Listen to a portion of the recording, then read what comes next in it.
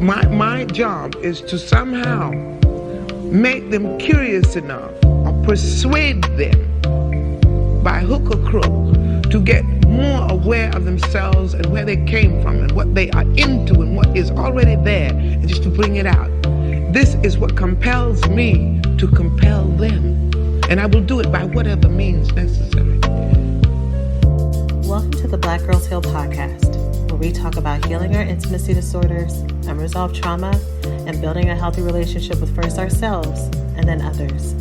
Every episode, we will talk about advice you can apply today to break unhealthy patterns and grow in your self-worth. I'm Shena, Love Addiction Coach and Trauma Specialist. Let's begin. Hello, and welcome to the latest episode of Black Girls Heal. I am so happy to be with you today to record this week's episode. Those of you who are on my mailing list, you already know this because I sent this out, but this February 14th, if you've been listening to this podcast, you know that my two favorite holidays are Christmas and Valentine's Day. And Valentine's Day means something really special for BGH because it is the date that our podcast was relaunched. And this year it marks 5 years. 5 years. I can't believe it. So I am so excited. And so with it being our anniversary and talking about, and you know, where we started this podcast. I started this podcast to talk about all issues related to love addiction and love avoidance and the trauma that causes it. And so right now we are doing our winter workshop series. Do not worry. For those of you who are looking forward to this week's mother trauma episode, don't worry. We're just going to have 2 episodes this week. But I was thinking that with it being our anniversary, that is really important for us to talk about the things that brought us here, you know, the things that we are working on. So we are going to, or in this episode today, I'm going to be talking about how to know if you have a problem as a love addict. There may be some things that I have shared before, but there are some other ways that love addiction shows up that I've not discussed. So I hope that you find it helpful. Also, what is new and different, and I thought about doing like a little mini drop-in episode, but I have not had time. For our 5-year anniversary, I am giving out very large scholarships to the recovery school program. So for those of you who've been wanting to work on healing from your love addiction, your love avoidance, and the trauma that causes it, and you have not been able to enroll, or you have just kind of been dancing around it for a while, I would really suggest for you to apply for the scholarships. I will be giving out 5 scholarships in honor of our 5-year anniversary, and you can apply by February 1st at 5 p.m. CST, and I will be gifting those scholarships to women who are interested in working together more on the issues of love addiction, trauma, and love avoidance, and who have found benefit in the Black Girls Heal program. So the way that you can apply is you can go to blackgirlsheal.org/scholarship. Again, that's blackgirlsheal.org/scholarship. And again, submitted by the 1st. I will let winners know by the 5th, and then you will have an opportunity to enroll for our Valentine's Day cohort, and we will have our welcome party for all new members on February 11th. So that is it. So like I said, today we're going to talk about how do you know you may have a problem as a love addict. And I think this is really important because what is that difference? Where is the fine line between being a supportive and open and dedicated and loyal partner versus someone who may be slowly losing themselves, losing their boundaries, and losing their identity to a relationship or a person that is not healthy and sustainable for them? Where can you kind of identify when you might be shifting a little bit more into self abandonment versus collaboration and cooperation? So, we're going to talk about that today. So, let's jump on in. Thanks for listening to this week's podcast. Before we get started, let's take a small break to say thank you to this week's sponsors. So there's someone in your life that you know you need to let go of, but you're too afraid that once you will, he or she will magically change. You're fearful that they will find someone else and that you'll be stuck alone or that they'll be happier without you. And so you're frozen, not making a change, not knowing if you were doing the right thing or if you're wasting your time. I absolutely get it. It can be so hard to let go of or even just shift and adjust relationships that mean the world to you. Where do you balance keeping true to yourself while also making sure that the relationships you have are those that benefit you? My signature program, The Recovery School, will help you overcome this fear that keeps you stuck so that you can actually move forward by either cutting ties or creating boundaries in this relationship. In this program, I combine group coaching, attachment and therapeutic support, and clear actionable plans to help you finally break these patterns and grow in your self worth. Learn more and get started today at therecoveryschool.com. Again, that is therecoveryschool.com. Stop sacrificing your happiness and start speaking up for what you want and the love that you deserve today. Whenever I have an episode about love addiction or love avoidance specifically, I always define what those terms are. So, love addiction is the persistent obsession of a person, a relationship, or the fantasy of who you want that person and relationship to be, and mistaking that obsession for love, mistaking that intensity for love. Mistaking the fact that it is very difficult for you to pull away, to set up boundaries, to say no with this must be the real thing. This must be what people talk about when they say you can't live without your person and there's ups and downs in relationships. This must be it versus being able to see that there is such a thing as normal, healthy couple conflict and discord that happens in all relationships and the different type of trauma and toxicity and overwhelm and loss of self that happens in relationships with people who are unavailable to you, avoidant, or narcissistic. So let's go ahead and talk about what are some signs that you may actually have a problem with love addiction. And for anyone who wants more information about that, on the Black Girls Heal website, there is actually a library of resources. If you go to blackgirlsheal.org at the very top, it says resources, and then you can choose the library. And there's more information about love addiction, an extensive list of symptoms and what it involves to work through it. Same thing with love avoidance and same things with love deprivation. So, one of the first signs that you may actually have a problem with love addiction is that you may allow yourself to miss out on opportunities and relationships as you are in search of a partner or to be available to the partner that you currently have. So again, you may miss out on opportunities in other relationships because you are searching for a partner or to be available to the person that you already have around you. So, what does this look like? This looks like if there is an event that you want to go to, but the person that you're with may tentatively want to hang out, or maybe they already have an event that is happening. You will not do what is part of your passion. You will not do your hobbies. You will not go out for things unless you make sure that your partner is okay with it, and it doesn't always mean looking at them or looking to them for permission. It can mean that they won't feel mad at you or feel abandoned by you because you are doing your own thing. You have this really high allegiance to always being available and being in their company because in your mind, that is what makes you a good partner. And like I've shared so many times when I talk about the qualities and symptoms of love addiction and things that come with it, even the qualities of codependence and things, being generous, being empathic, being loyal, being thoughtful, these are all great qualities. The problem that happens, or the reason why it becomes a problem, is when you shift into an effort to being all those things, you are comfortable or you allow yourself to lose yourself and you allow yourself to lose your own identity. And so, whether or not it is slowly or immediately, you will slowly start to deny yourself different opportunities and moments and events and relationships and being available to things that just solely have the benefit of your own pleasure.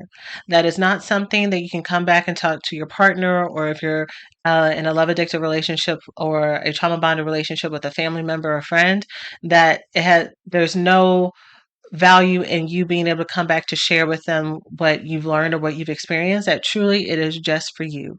You start to lose the importance of those things and believing that it's important yourself. In fact, when these different opportunities and moments and relationships and people that you can hang out with and people you can get to know, and this is especially for those who may be in situationships, right? Where you may have the opportunity for another romantic partner, but you are not really going to give it a chance because your mind and your heart is elsewhere. And you might even kind of think that you see it, but you might even think that's a little bit funny versus seeing that you are literally being blocked from opportunities and moments of love and connection.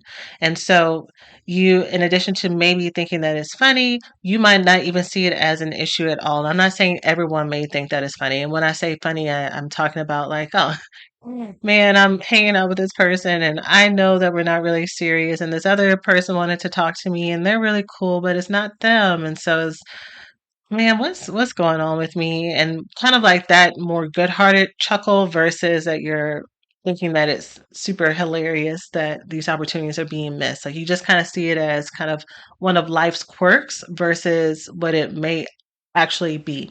And so, if it's not that, if you do not have awareness of it, it may just seem like you just think that this is something that you are neutrally deciding that it would be more pleasurable for me to hang out with my partner. So I'm either going to make sure that nothing takes up this space, or I'm going to cancel what I do have. I'm going to renege on it. I'm going to tentatively say yes, but if my partner or whoever else that I'm connected to wants to hang out or wants to do things together, I am going to then cancel. I'm going to be very loosely tied to anything that's not related to this relationship. And in fact, all the goals and things that I go out for once I'm in this partnership are going to be related to preserving the relationship and nurturing the relationship and growing the relationship. So if I'm going down a certain path when it comes to my career or my purpose or my talent, and I have a trajectory and I know exactly what it is that I want, if the relationship brings in some type of roadblock or some type of hurdle, if it may take away my time or take away my energy or may even be in a whole different setting or location, take away my financial resources, I'm going to compromise with that. Because even though I may have had this long-standing desire, hope, opportunity, pleasure, joy, hobby that has been solely mine, now I have this relationship. So now I have to figure it out. Now I have to let me go. And I'm intentionally saying letting me go, because this opportunity, this dream, this purpose has been a part of you. And, but this person has come or this relationship has come. So I am going to start to make adjustments because this is what I most ultimately want, which is totally the sign of love addiction. Love addiction is idolizing and championing romantic relationships and partnerships as being the end all be all. So, in your worship of that, you will self deny because in your mind and in your heart, this is what I ultimately want. I want to be partnered. I want to be loved. I want to be romanced. So, anything that gets in the way of that, I'm going to gladly let it go until you get to the other side of it and you find out why that doesn't work out. You losing yourself does not allow you to be a full person in this relationship. And every healthy relationship needs a full developed person to be in relationship with another full and healthy and developed person. Two people who have their own identities, who have their own desires, and be- coming from their fullness and their health, then that's where they decide, can they co-collaborate? Can they co-create? Some of you are going to be connected to really amazing people that you cannot co-create with. And so by practicing your own self-love and that person practicing their own self-love, you may find that this is maybe you'll say something to the effect of right person, wrong time. Maybe there are other just variables that just don't work out, and you can lovingly detach from someone. Every time you meet someone who's good or pretty or whatever your qualifiers are, has a lot of money, tall, has a beard, I don't know. Every person that you meet that has these qualifiers does not mean that that has to be your person. So going back to the problem with love addiction will say that love is ultimate. And you can be a hopeless romantic or a hopeful romantic without losing yourself. But when you have love addiction or when you operate from love addiction, you can't really fathom anything else that is going to be as good or as fun or as meaningful or as valuable. And so that's why, outside of this podcast, I'm always talking about it's so important for you to do the work because you may logically know this and it may be actually hitting a chord for some of you who may relate to this experience of missing out on opportunities. Not studying abroad was one thing that I did very early on in my love addiction before I even knew love addiction was a thing is I wanted to study abroad and I didn't go because I knew that if I did I would probably break up with the guy that I was dating at the time. And your girl should have went. Your girl should have been her full self because here's the thing, you being your full self is either going to make the relationship better or it's going to make it worse or you're going to break up. And you do not want to be in any relationship where you being a shadow or a shell of yourself is required to keep the relationship going. Then you're just a puppet, you're just a doll, you're just an NPC for this other person's movie, for this other person's story. You're just a tool for what they have going on. Where's you? Where's your life? Where's your storyline? you know and you may be waiting for the day and the moment for it to be your turn, but if your relationship is already set up for you being second class or on the back burner or plan B and that other person and their desires are plan A, that fairness and that justice that you're hoping that this person's going to one day turn around and give to you, they're not going to. And that's not saying that they are a bad person or whatever else. I mean, some of you may be connected to people who are abusers or narcissists or bad people, but for the most part, the women that I work with and the stories that I hear, they are attached to people who are, they talk about them having good hearts or good potential or something to that effect, but you have entered the relationship or allowed this relationship to be one where you're a second class citizen. That is what this relationship has been built on, and it's what you've allowed. And so until you start to stand in that and come out of that, that's what you're always going to get.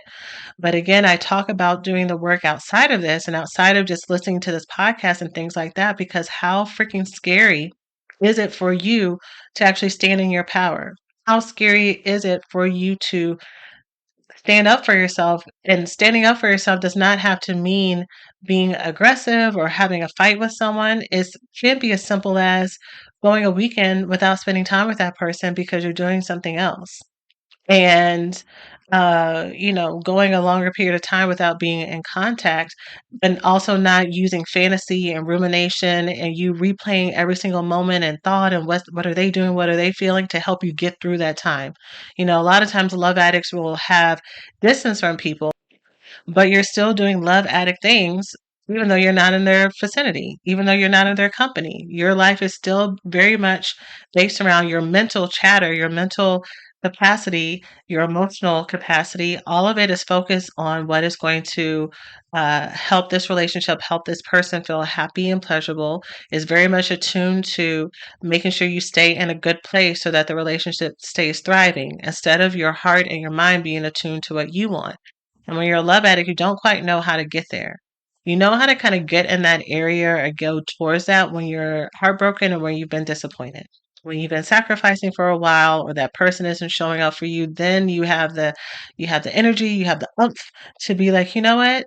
Forget that. I'm doing too much for this relationship. You feel more indignant and you make your own self declarations that you are going to start to choose yourself, and you do until the relationship starts to feel good again, until that person looks at you, until you get to be in their vicinity, until y'all make love, until and when you get that text, all that resolve that you are going to be different and do different and not care and do your own thing starts to go away. And that's because love addiction is never about the person, it's about the trauma that's underneath it. And your relationship with that person is just mimicking and replaying what your current trauma narrative is. And so the more you try to act like this person is the problem or this relationship is the problem, you're going to keep repeating the same patterns over and over again. You're going to keep breaking up with a person and either returning back to them because you're not actually getting to the root of the problem, or you're going to separate from that person and continue to find the same relationships over and over in different people. So you really, really do have to do the work, get support, get help, get coaching. That's why the recovery school is here for women who are listening to this podcast to help you actually break those patterns and not go back. Okay. And for those of you who may be listening to this podcast for the first time, the Recovery School is my coaching program where I help women heal from the trauma that causes love addiction, love avoidance, and love deprivation to make way for healthy love in their life, starting with a relationship with themselves and, of course, extending to other people as well. And you can learn more by going to therecoveryschool.com. So that is the first point, missing out on opportunities for the sake of a partner or for a relationship. And again, this can also be if you are single and you are kind of putting your life on hold, or you may only be doing activities and going on trips and doing all these other things and up leveling yourself only for the sake of being in a partnership. And here's where, again, it is kind of I don't want to say a mixed bag, but two things can be true at the same time.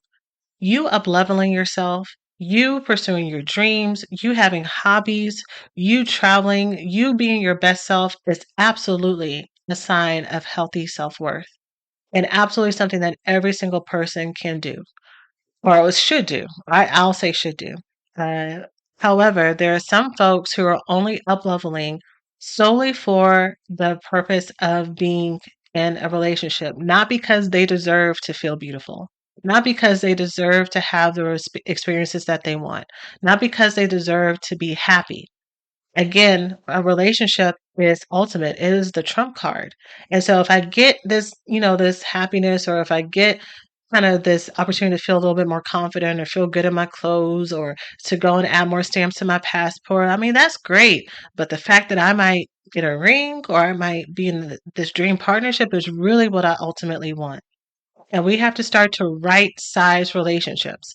I have never, over these last 5 years, I haven't, at least to my knowledge, part of my own personal philosophy, I have never tried to dissuade anyone from ever not leaning into knowing that you want companionship. I don't believe that any of us need to feel as if we have to become monks and come to this place where we have a complete detachment from wanting romance and companionship.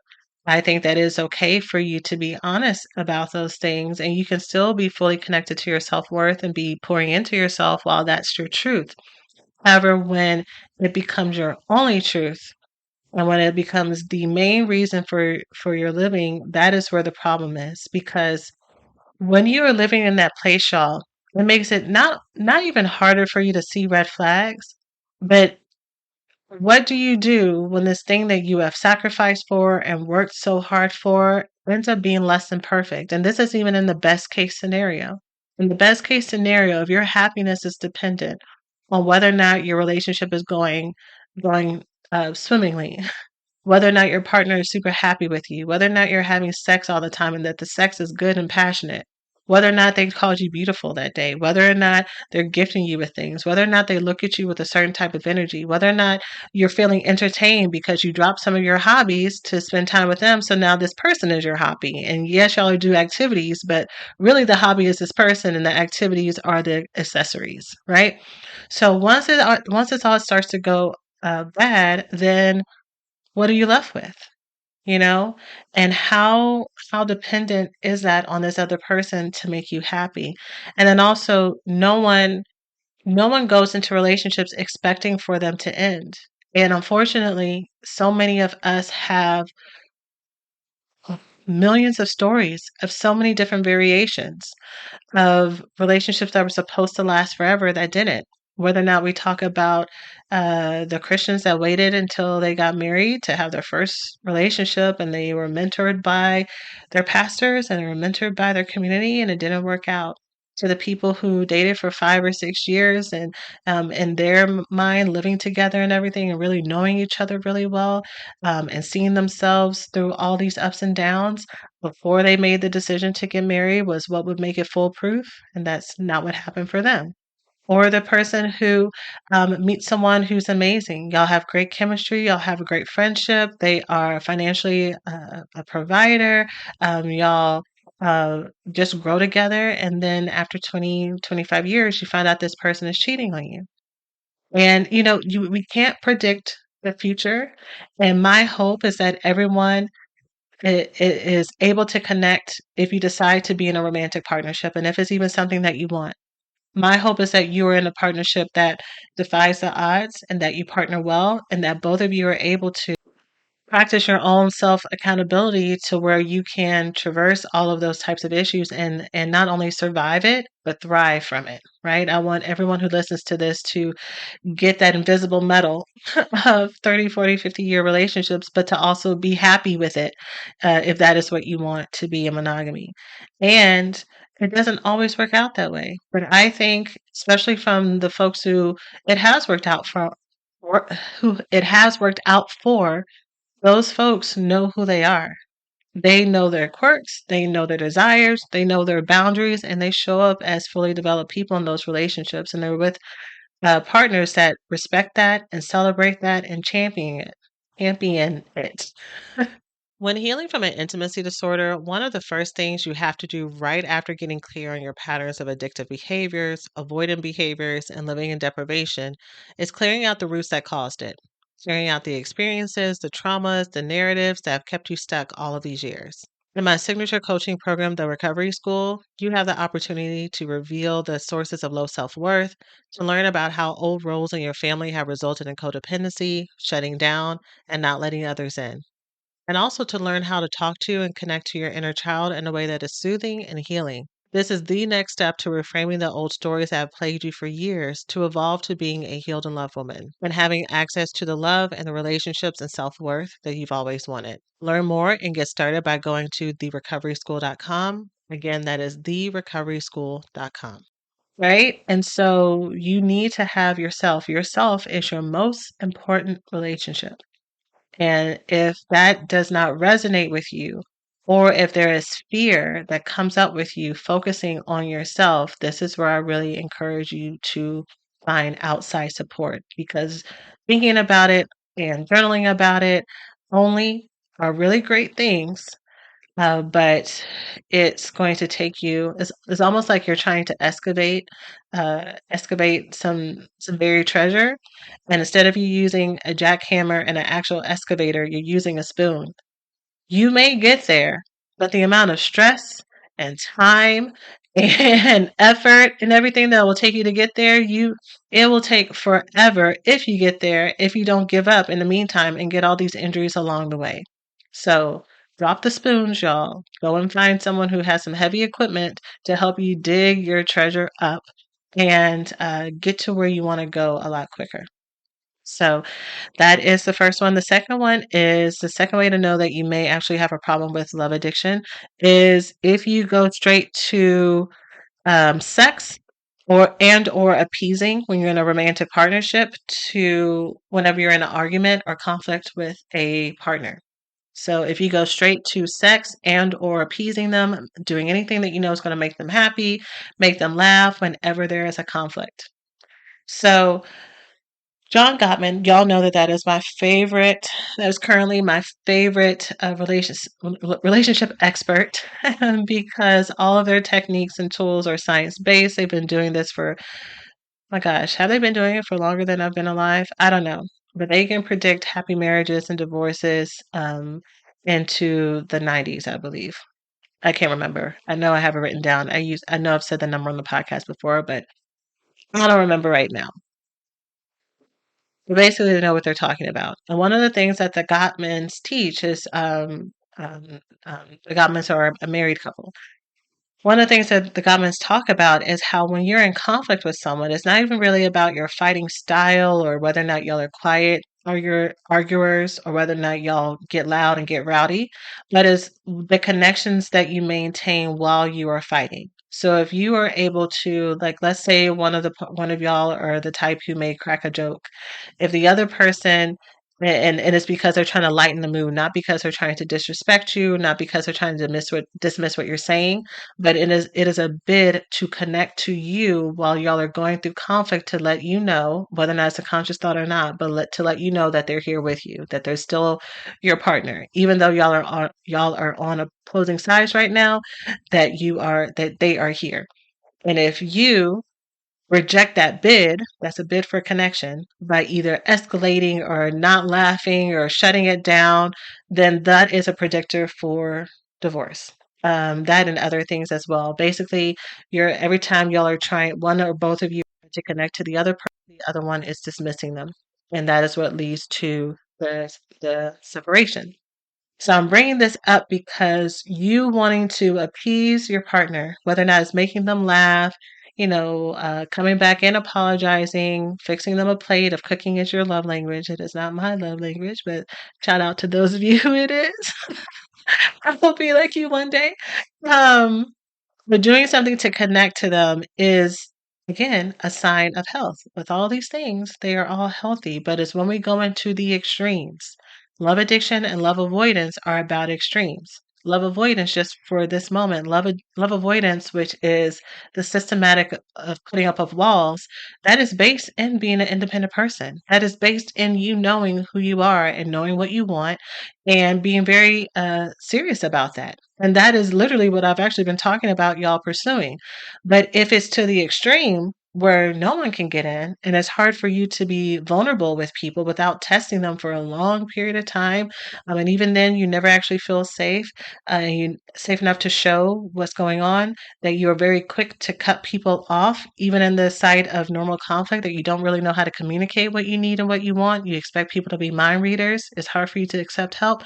That's where we kind of go into the extreme of shifting from the healthy balance of being self sufficient and knowing yourself to being someone who has kind of walled herself off.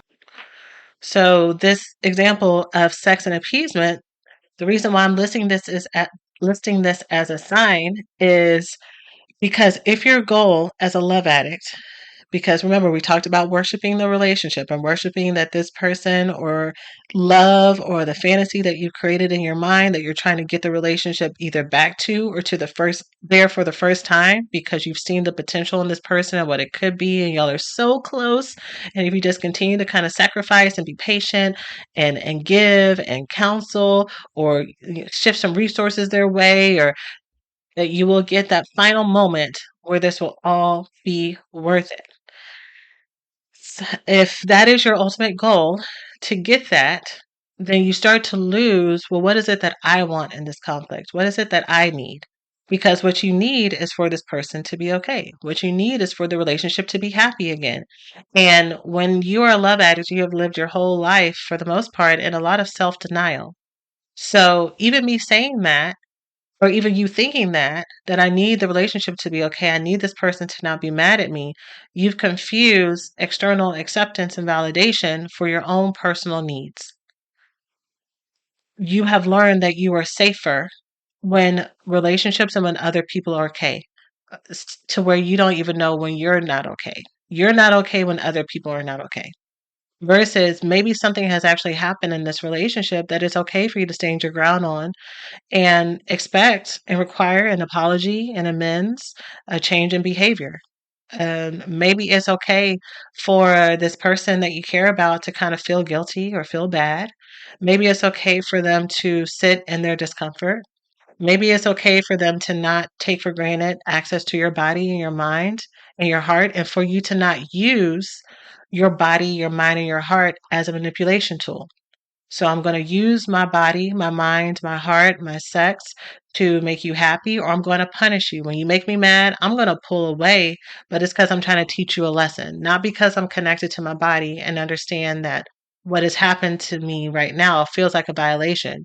So when I tap into my body and think about, do I even want to have sex? That's not top of mind. It may be there down a little bit lower, but what's top of mind is, you think you can treat me this way or make me feel bad? Okay, I'm going to show you, versus it being more connected to your own self respect and what is going to make you feel full and whole and good enough. So, sex as a tool, even if it's you're feeling abandoned and you're feeling unloved and you just really want to connect to them, again, sex is made for that type of connection. It's made for that type of repair. But when that is your only tool or the tool you use most often, because you don't really have anything to help you feel regulated or grounded or good enough outside of having that connection with another person, or to feel that momentary, person touching you on top of you or whatever else. You don't have access to anything else outside of that. That's where the issue is. Not that that is something that you find pleasurable and something that you find healing. That's what it's intended to do. That's part of its purpose.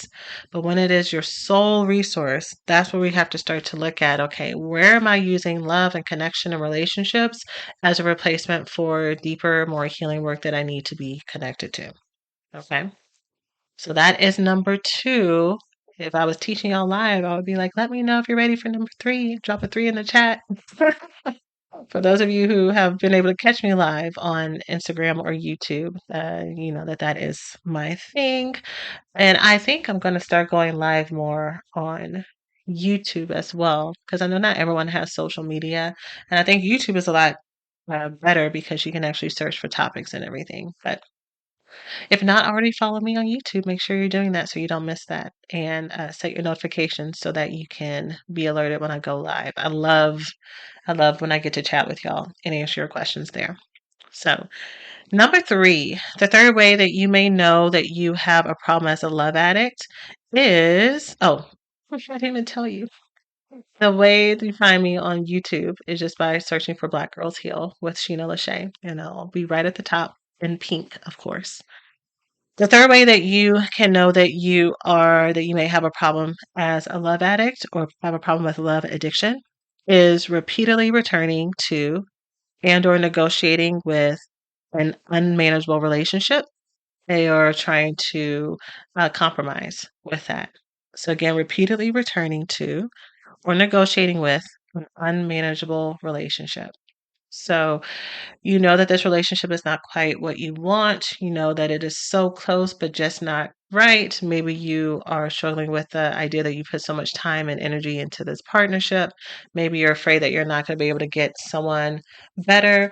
Maybe you feel like this is your last chance at love.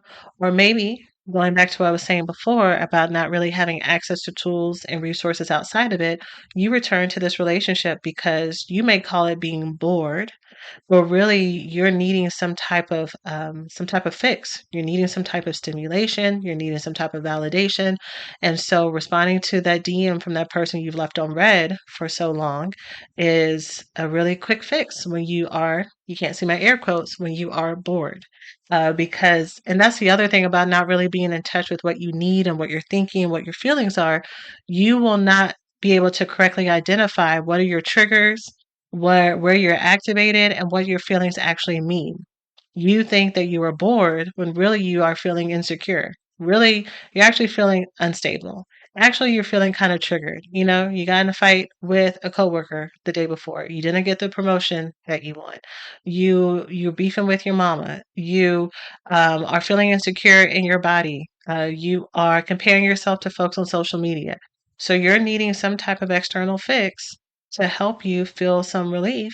And so talking to someone that you don't want, perhaps, but that is easy affirmation, attention, and care and distraction, that is a really great resource for you to pay attention to, which, you know, outside of using a person for your own enjoyment, and creating that this is another human being and soul on the other side of it, right?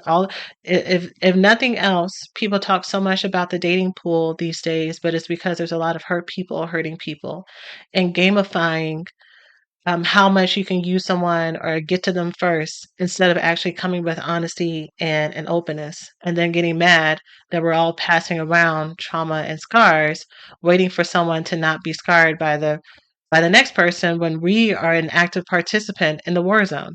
We are actively sending people back out into the world after we've done them dirty because we've seen them as just a tool or a piece of entertainment, or someone that I can just use in the meantime.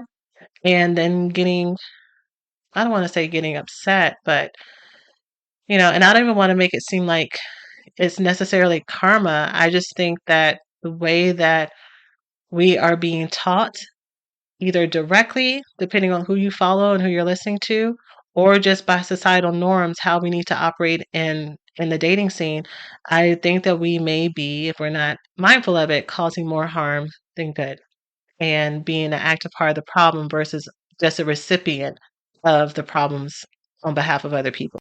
So outside of it probably not being cool to use people for our own sense of validation is also just not sustainable for us because there are consequences. Chances are, if there is someone that you have left on red or someone that you're not connected to, that there's usually something wrong with them.